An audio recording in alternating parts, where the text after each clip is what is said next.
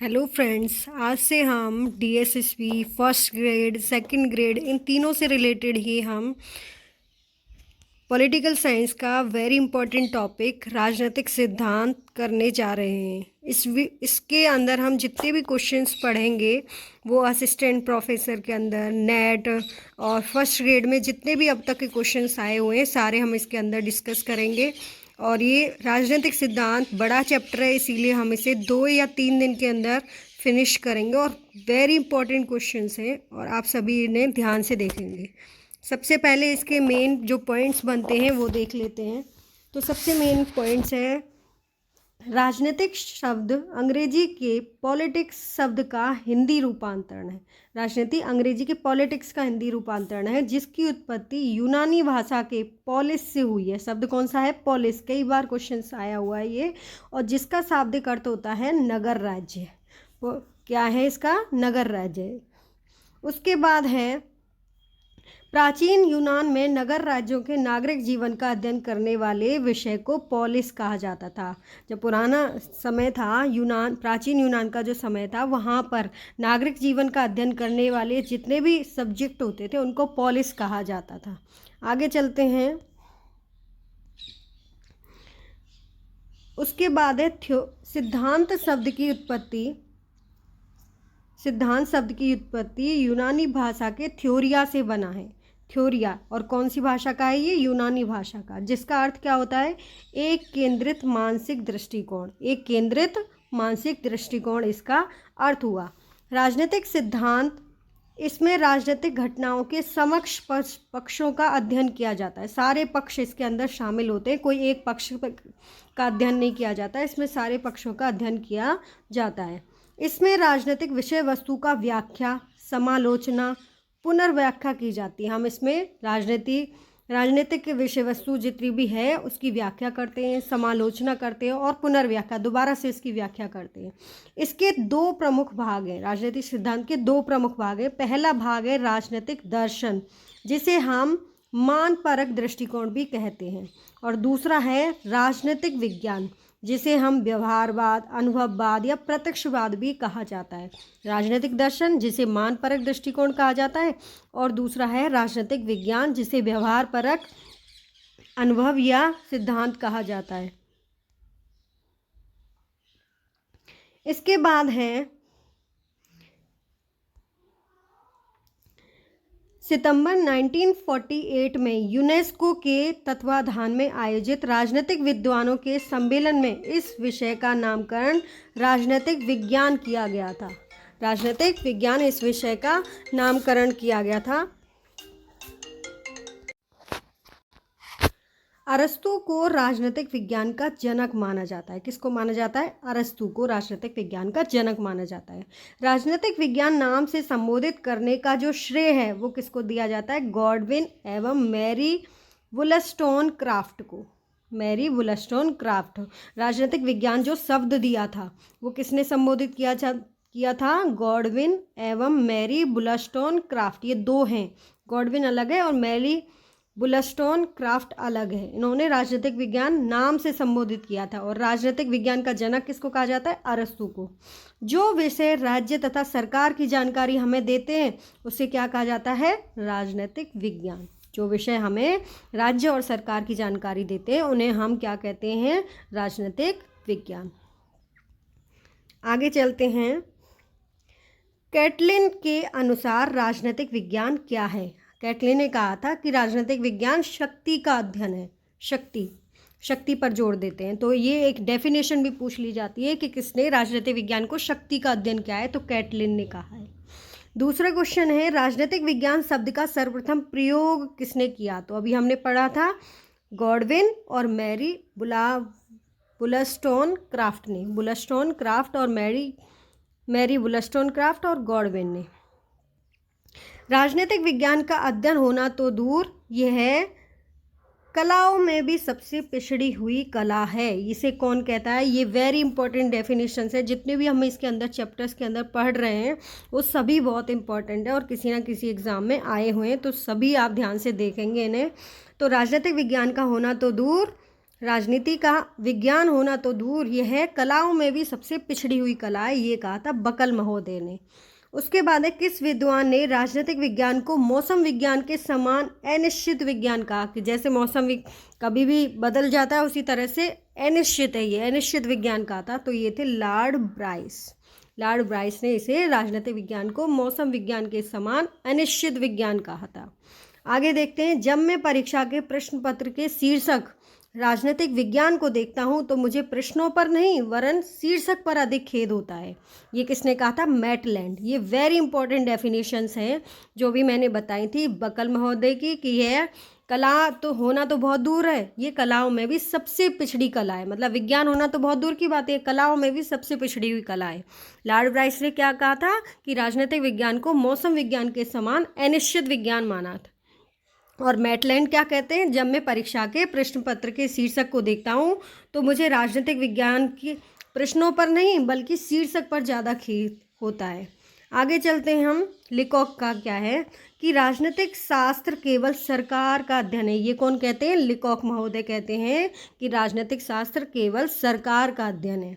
किसके अनुसार कहा है कि राजनीतिक शास्त्र का अध्ययन और अंत राज्य से होता है। ये गार्नर महोदय कहते हैं कि राजनीतिक शास्त्र का अध्ययन और अंत दोनों ही राज्य से होता है, गार्नर महोदय ने कहा था।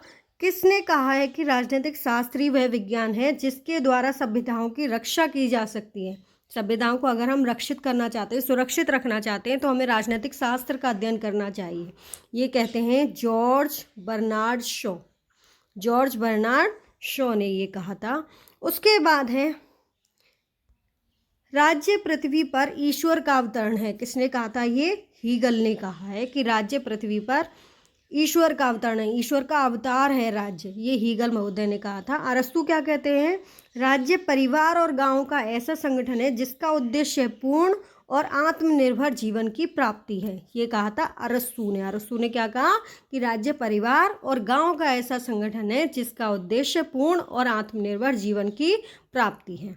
ये इससे रिलेटेड जितनी भी डेफिनेशंस थी वो मैंने यहाँ पर आपके सामने रखी हैं, और दूसरा इससे रिलेटेड जितने भी फैक्ट्स थे मेन वो भी आपके सामने रखे गए हैं। तो इन्हें आप एक बार और देख लोगे अच्छे से तो आप सभी को ये अच्छे से याद हो जाएंगे। आगे चलते हैं, कुछ क्वेश्चंस देख लेते हैं, 10 to 15 क्वेश्चन, जिससे कि वीडियो ज़्यादा लंबी भी ना हो और सभी इसे आसानी से देख सकें। राजनीतिक सिद्धांत 3 तत्वों कौन कौन से? तथ्यात्मक, कारणात्मक और मूल्यात्मक का चर्चा किसने की है? कि राजनीतिक सिद्धांत में जो 3 तत्व हैं जैसे तथ्यात्मक, कारणात्मक और मूल्यात्मक, इसकी चर्चा किसने की है? तो इसकी चर्चा की है सेवाइन ने। सेवाइन ने राजनीतिक सिद्धांत के 3 तत्व तथ्यात्मक, कारणात्मक और मूल्यात्मक, इन तीनों की व्याख्या की है। राजनीति के विशुद्ध सिद्धांत की धारणा किसने दी है? विशुद्ध सिद्धांत किसने दिया है? तो ये विशुद्ध सिद्धांत दिया है बी जुवेनेल ने। बी जुवेनेल ने विशुद्ध सिद्धांत की धारणा आपके सामने रखी है। तो आप देख भी रहे हो कि इनके आगे लिखा हुआ है कि फर्स्ट ग्रेड में क्वेश्चंस आए हुए हैं, असिस्टेंट प्रोफेसर के भी इस बुक के अंदर क्वेश्चंस हैं, तो आप सभी इन्हें ध्यान से देखें। उसके बाद है अगला क्वेश्चन, कौन एक राजनीतिक सिद्धांत का प्राचीनतम उपागम माना जाता है? सबसे पुराना उपागम किसको माना जाता है? तो सबसे पुराना उपागम है हमारा दार्शनिक उपागम।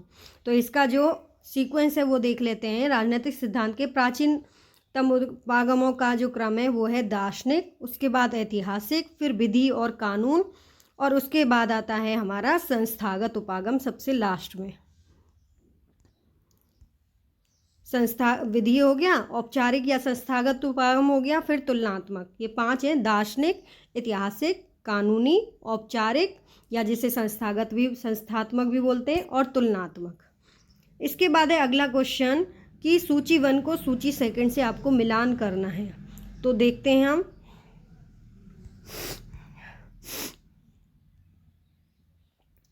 सूची 1 का देखते हैं, वैज्ञानिक मूल्य निरपेक्ष।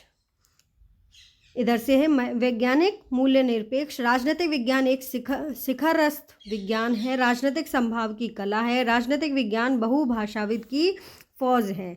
तो इसे देखते हैं, इसमें हमारे ये ऑप्शंस दिए हुए हैं आपके सामने।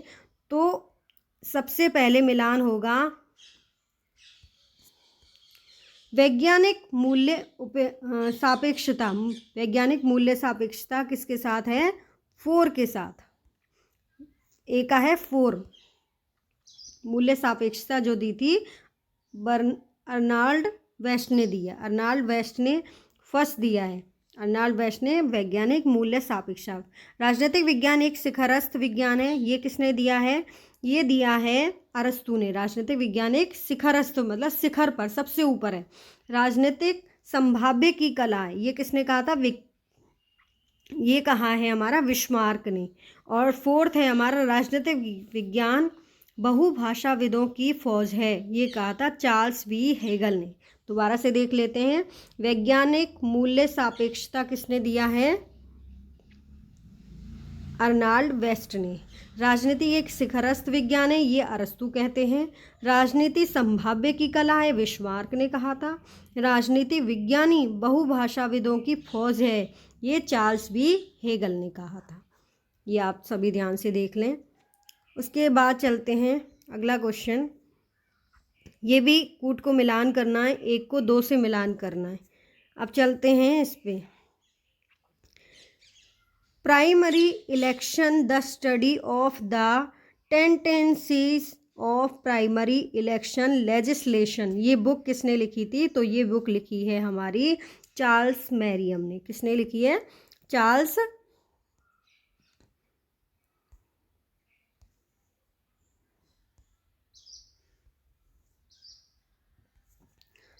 मैरियम ने ये बुक लिखी है हमारी। उसके बाद है the nature of politics. The nature of politics Robert Dahl की पुस्तक है। The decline of political theory Alfred Cobban की है। और प्रीफेस टू डेमोक्रेटिक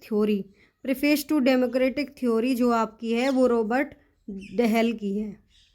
सबसे पहला है primary election a study of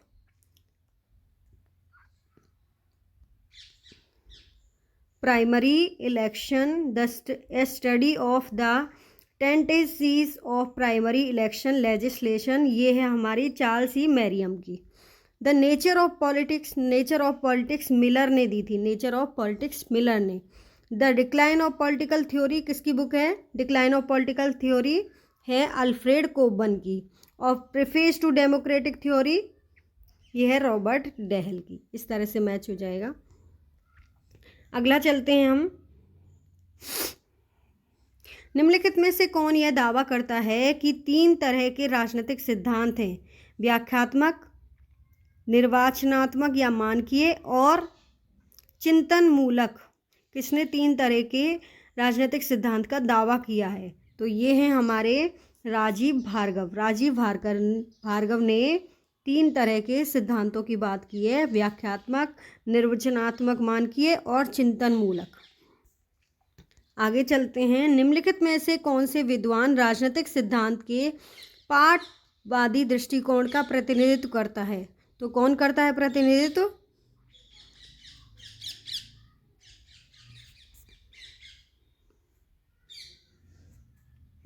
सबसे पहले इसमें ऑप्शन है Andrew Hacker, John Plamenatz, Quentin Skinner, John dearth.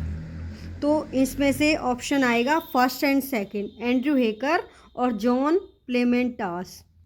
इसके ये क्वेश्चंस बनते हैं। आज हम इतना ही देखेंगे, इससे आगे हम नेक्स्ट वीडियो में देखेंगे क्योंकि वीडियो ज़्यादा लंबी हो जाएगी। Thank you and have a nice day.